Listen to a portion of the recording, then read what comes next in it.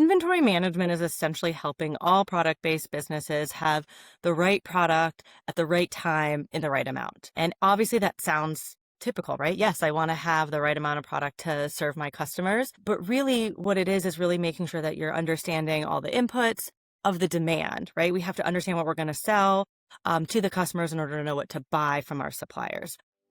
Do you have a brilliant product idea but don't know where to start to get it made?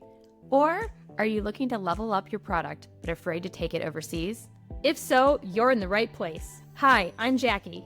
And I'm Erin, and we are The Sourcing Gals, your trusted guides to everything you need to know about sourcing, manufacturing, and scaling your product overseas.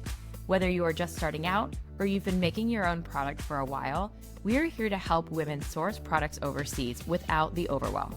In each episode, we'll share insider tips, actionable strategies, and inspiring stories to help you source more effectively, save time, and boost your profits. Duh! We know how hard it can be to juggle the ins and outs of product development, but don't worry, we've got your back. So grab a cup of coffee, get comfy, and let's dive into how you can grow your business, make more money, and turn your products into profit. Welcome to The Sourcing Gals. Now let's get started. High five. Hi.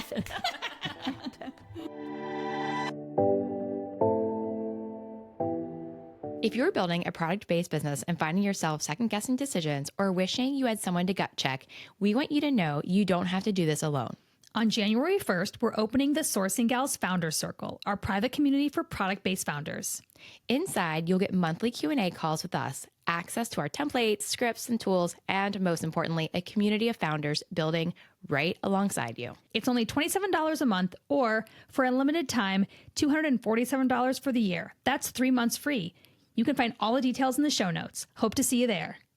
Welcome to another episode of The Sourcing Gals.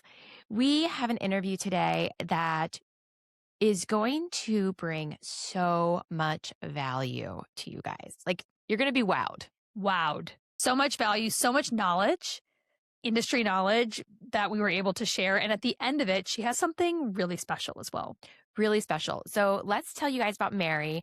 Mary, who we're interviewing today, she's a retail industry veteran turned founder. She helps growing product brands master the demand and inventory decisions that can make or break their ability to scale.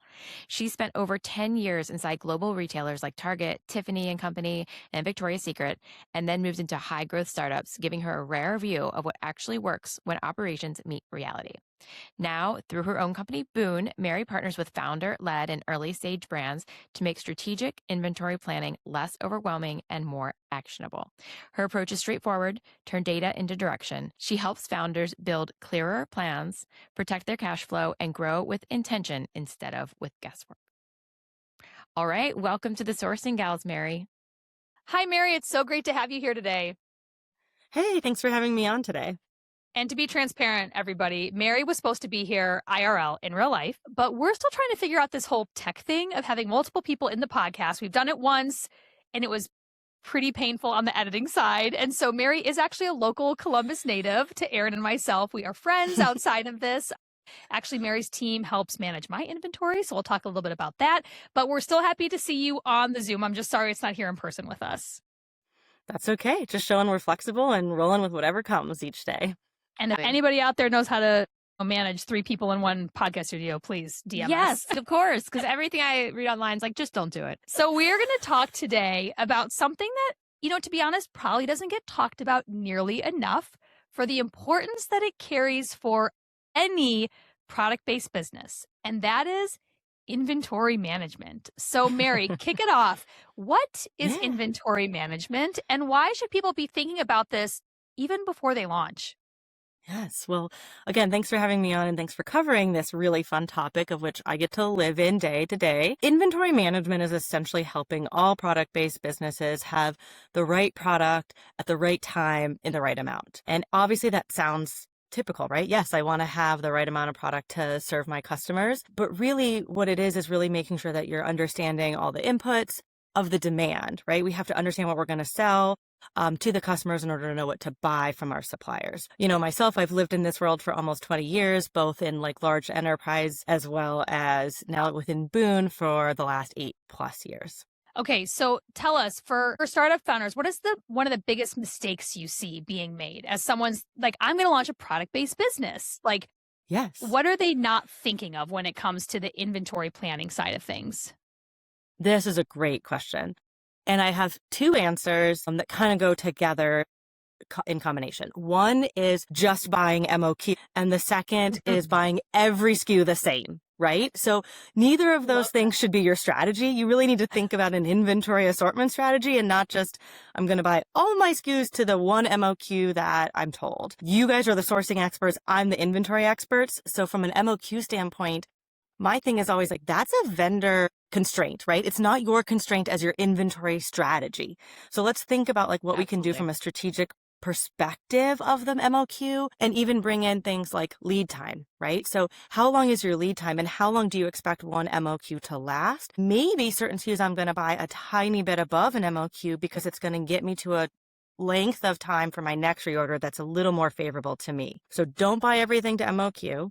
And then not every SKU is going to be the same, right? And I think so many product founders love all of their products and they can't do any kind of SKU ranking.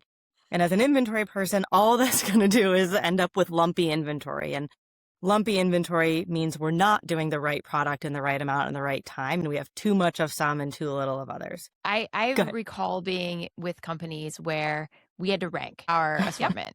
A, B, C, B minus, B plus. Then we start breaking out the pluses and the minuses because we do really have to face the music that not every product is going to be a runaway hit. Yeah. And I think, looking at it from putting that information into a spreadsheet, right? I'm an Excel girl through and through. I love everything to be written down in a spreadsheet and understand it's not that it can't be a great product. It just doesn't have to be purchased at the velocity that everything else is, right? So understanding how it fits in the assortment, and maybe it's okay if something sells out and you do a restock of that to your customers.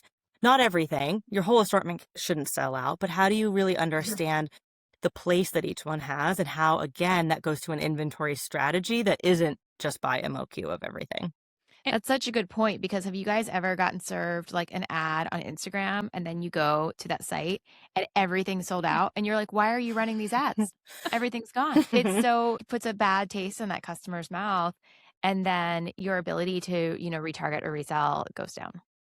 I was going to say too, if we dig a little deeper about starting inventory and talk about lead time a little bit more, Mary, because I know when I worked with your team, this was a really big thing that they, I had to come with what is your fabric lead time? What is your production lead time? What is your transit lead time? Because based on my initial starting quantity and then the rate of sale that I projected with your team, it flagged when I would be needing a reorder in. And in some cases, I know with startup brands, that reorder may be needed before you even have your first sale, which is a hard pill to swallow. And you got to then determine like, maybe are my sales too aggressive or is this the plan that I want to stick to and I'm going to hedge more bets? But can we talk a little bit about how does that lead time affect what you do and your job as helping plan the inventory?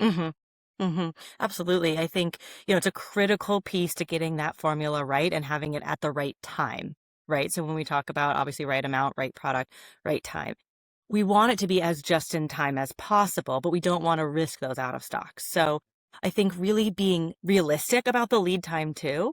I don't want to know your lead time. That's best case scenario, and that you may have to fly the goods in instead of boat, right?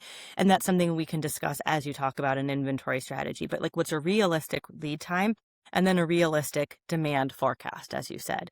Putting those two things out there gives you a realistic picture. And yes, you may have to place an order before you're entirely comfortable, or you may at least know that you're risking a potential out of stock of a SKU in a particular section of time. And if you don't feel comfortable placing it, at least that knowledge is surfaced to where, okay, I'm consciously not ordering, but I know that in doing that, I may have a risk here if these sales materialize, especially for a new founder. Putting that on paper can be really powerful. And then being able to manage that week to week and not just letting it wait, but still evaluating it maybe the next week, maybe the next month, and seeing if those numbers still are the same and flashing the same situation, you might feel more comfortable. And then you could at least minimize the out of stock or low in stock period by continuing to monitor it and being really realistic and updating files. That's an amazing point, and I wanna go back on what you said because it's okay if you choose to be out of stock for a certain period of Yes. time, but you have to consciously make that choice, surface it to yourself and your team and your Hmm. inventory management team, and revisit. It just Hmm. can't you can't put your head in the sand and be like, "It'll be okay." That doesn't do anyone any favors. And then knowing what triggers, sales triggers, make you feel comfortable and confident to pull that reorder button, right? To Hmm. commit to that next round of fabric, to get your factory going again by having your timeline clearly laid out. I love that, down on paper, so that you as a founder can track to it. Then you can look at any point post launch and say, okay, let's play out some scenarios here. If I launch and within 2 weeks I'm beating the rate of sales that I think I was planned for, then when could that reorder Hmm. look like, right? So just knowing, like pre-planning that as a founder, we all have the ability to do that if we understand our lead time, how many units we think we're going to sell a week, and when might we start to break, be broken, we call it, or out of sizes or out of stock of a certain style or color. So that's a good point, and I'm wondering, are there specific metrics that every product-based founder should be tracking consistently? I mean, of course, yes. I think from an inventory perspective, looking at that like average velocity per SKU, right? So it's really getting granular and it's looking down to that assortment level, not at like, we all want to track how much total revenue you're driving in the business. And I want to for my brands too, but I want to look at unit velocity, units too, right? Dollars drive the bank, but units drive your inventory strategy. So keeping track of units, velocity per SKU, and how that's changing, right? We're looking a lot at trends. What was the last, I think Jackie just said last 2 weeks, maybe last 4 weeks. How does that compare to prior? And how does that compare to what you were expecting? That comparison can be really, really powerful. And I can go through lots of metrics, but at the end of the day, unit velocity per SKU is going to get you the best chance at hitting that inventory formula correctly.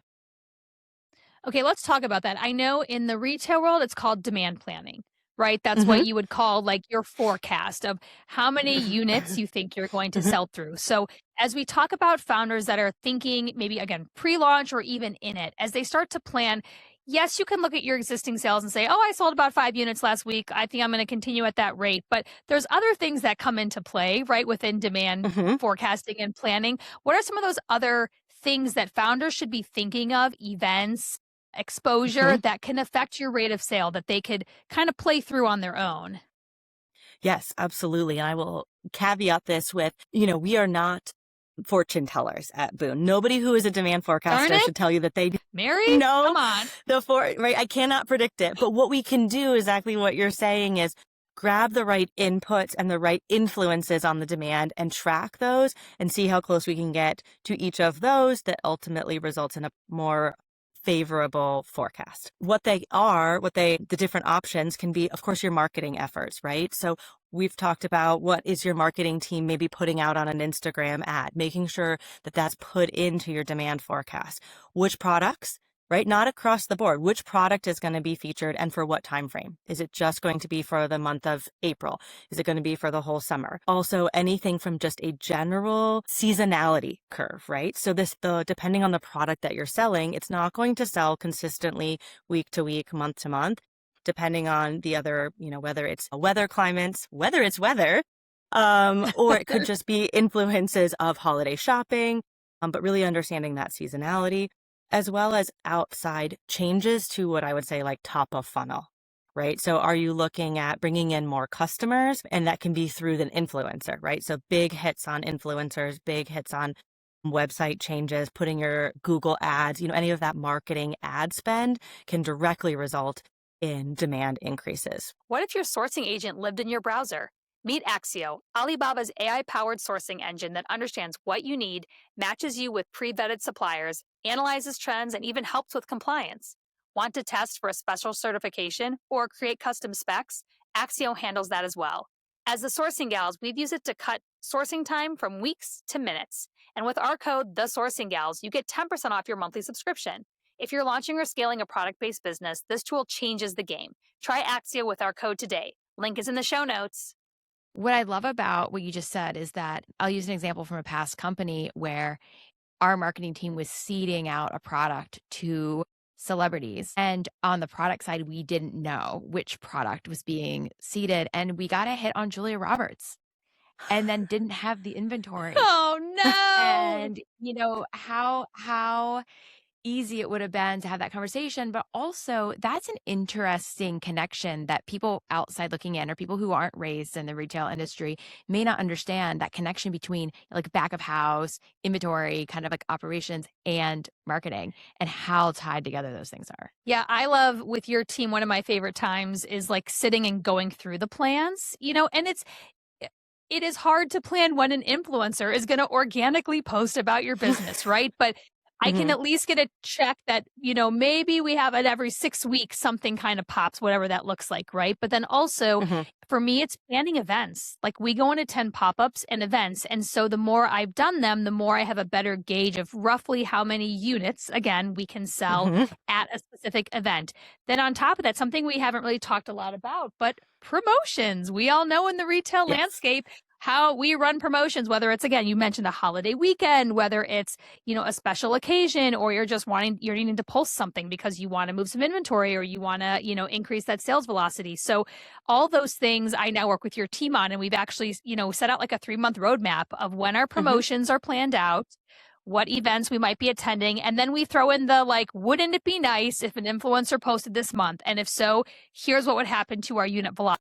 And so those inputs that I make with your team then help project out, okay, what kind of builds do we get? Meaning you might sell 5 units a day on average, but when someone posts, all of a sudden it goes to 20 units, right? So what is that build percentage that's making sure you're accounting for all of these, hopefully, ups that happen within your business beyond just your day-to-day business sales that are happening and occurring? So I definitely think, promotions are something we should incorporate into the demand plan. They have a direct effect on how much will likely to be purchased. I think the bigger concern there that I just want to call out as one of my, as I said, from critical KPI of watching the unit velocity of your products. The concern I see, and I want to call this out, is when people use a promotional period to carry forward, right? We want things to be showing up and we want to be able to add to our demand, but we don't want to bring up a trend that isn't going to go forward. So think about a place where you may have 5 units for a couple weeks, you may jump to 20. Be realistic, and where is it going to level back out, right? Do not carry that 20 too far. I've seen far too many product founders get in an inventory situation because they don't understand that a downtrend will happen at certain times. So just a call out of like really monitoring those inputs, and sometimes you do have to take things back down even after like a nice increase. It doesn't necessarily stay at that level. For those that are listening, you can't see us. We are like nodding our heads very ferociously. Like, yes, we understand. Yes, this is all such great information, especially for those that are, again, super new to this idea of having to plan their inventory, and manage not it. just for inventory, but when you're chasing promotions for your brand and your customer gets used to that, that will have a natural decline because they'll become desensitized to it. Correct.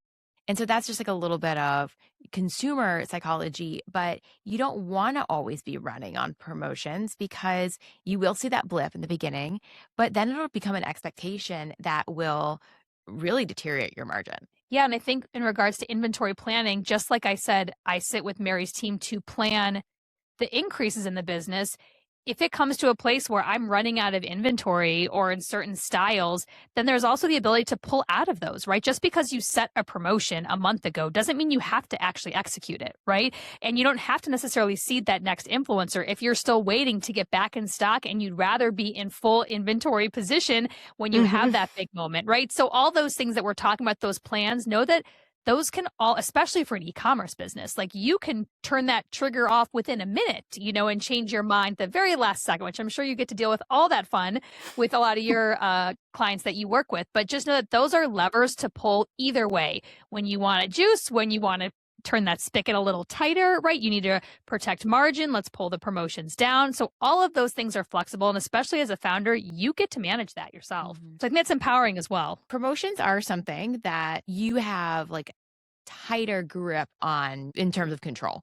There are other things that you don't, like your product lead time. And we've said here that the lead time can be the silent profit killer. And Mary, you said earlier how you don't want to hear somebody's best case scenario when it comes to lead time. How could they buffer that lead time to be safe without building too much time into it?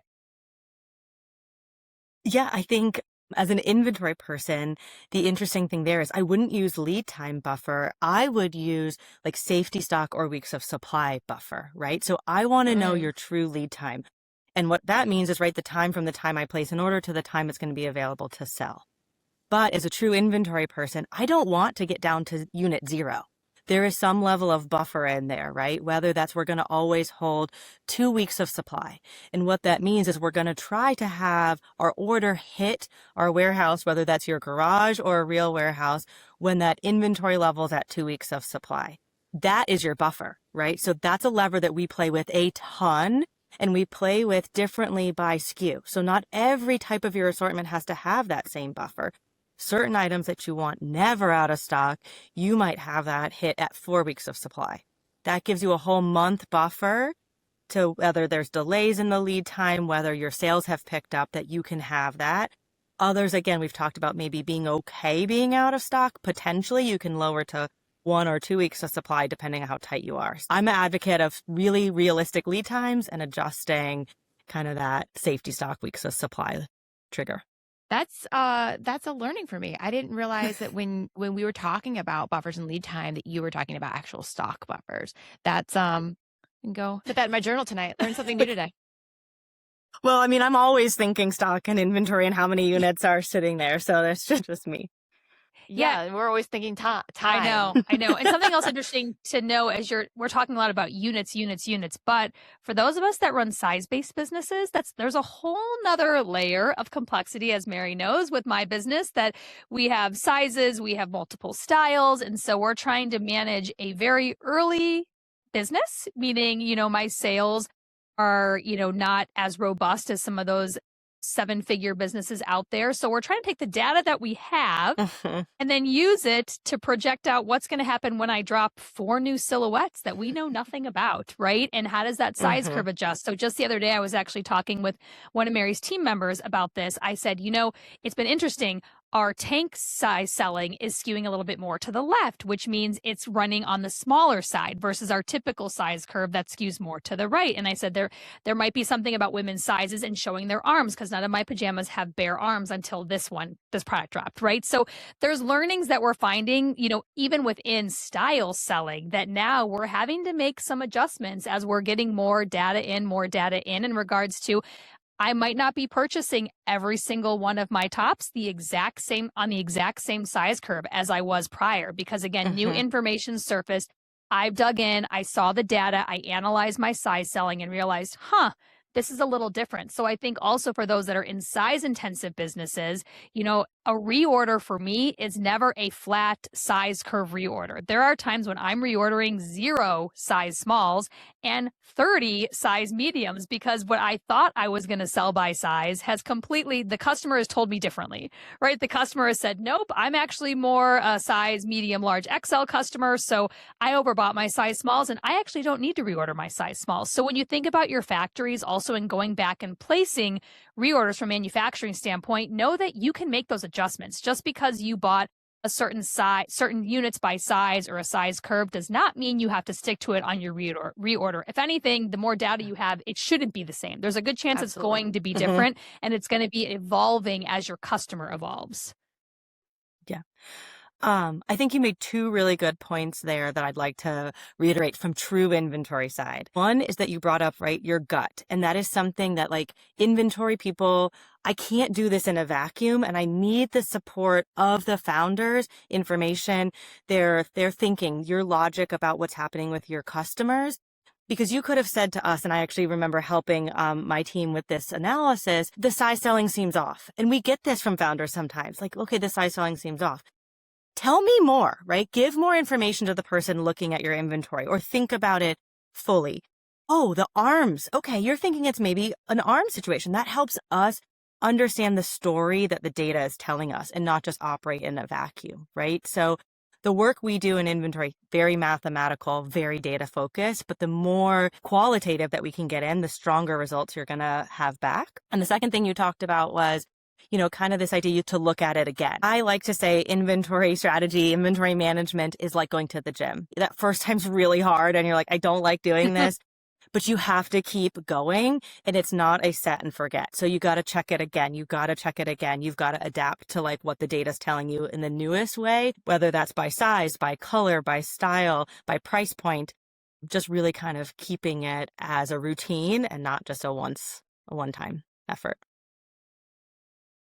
That's really cool. I mean, I think that might be why I prefer accessories so much. Yeah, one size is a lot nicer, I'll tell you that. And not only that, I have a very wide size range because we are size inclusive. So I go from extra small to 3X, which is also not your traditional size curve. When you talk about the retail landscape, usually you have plus size as a whole different category, right? A different store brand in particular. So yeah, it's a lot, and they're doing amazing things with what, small data we have right now. But it's a constant learning. It's a constant learning, and it's a constant ebb and flow and tweak and adjust. And I think that's kind of the fun part though too. Okay, so we've talked about a lot today, right? A lot of different items. And so for our new founders out there that might not be ready for the whole Boon experience, right? Because you're obviously working with founders of a certain revenue level and above, and budget and scale and above. I hear you have something new to help startup founders out. And I'm excited because I know we talked loosely about this a couple months ago, and then you're like, oh yeah, I launched it. And I'm like, oh my gosh, this is amazing. So tell us about this and what it is. And we want to share this for our founders as well. Absolutely. Thank you. Yeah, we're really, really excited about it because as you mentioned, Boon is created and we're really focused on being integrated support and true consulting for brands. But if you're not ready for that, we've created the Inventory Planning Starter Kit. It is a one-time digital download. So if you go to our site and purchase it, you can download 5 Excel spreadsheets. Okay. But what we've done here is made them incredibly simple. They are each only one tab. Okay. As someone who lives in spreadsheets, I love lots of tabs that link together and do lots of things. That's not what we're trying to do here. We're trying to give you an opportunity to have information documented in a spreadsheet that is attainable, repeatable, really effective and efficient. So within those 5, each one is just one tab. It's just one simple place.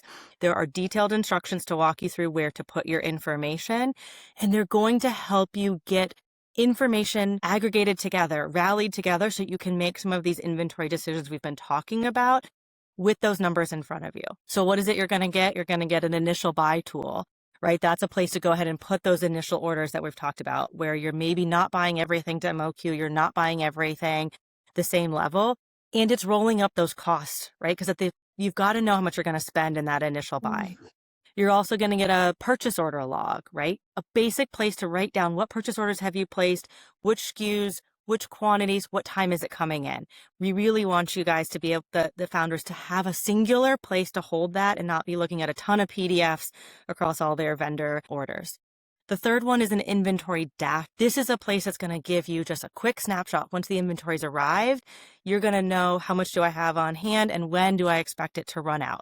Just a one-time snapshot. You can look at it any day and refresh the data. Then the next 2 get slightly complicated, but really trying to give you answers. One is a replenishment template. So this is what we're going to say is really going to look future forward. What do I have today? But what do I expect to sell? And when are those longer out of stock dates and the trigger dates to place those replenishment orders? So this one has a lot more columns. It's still on one tab, a lot of columns out there to give you a future view of what you're going to sell and what you will need to buy.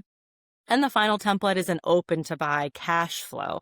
So all of this knows, inventory for product founders is the number one expense.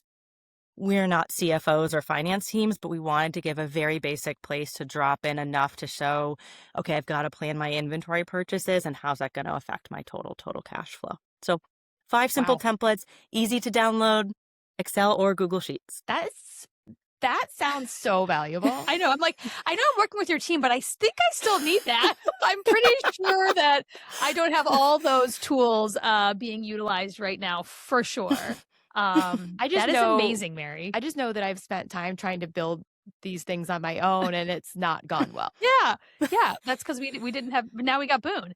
We got Right. Boon that's come with it. So, okay, we're going to drop this in the show notes, Mary. And then I think you also have a special code if they're a Sourcing Gals listener. Is that correct? Of course. Yes, of course. For the amazing Sourcing Gals listeners, we're offering $50 off the download.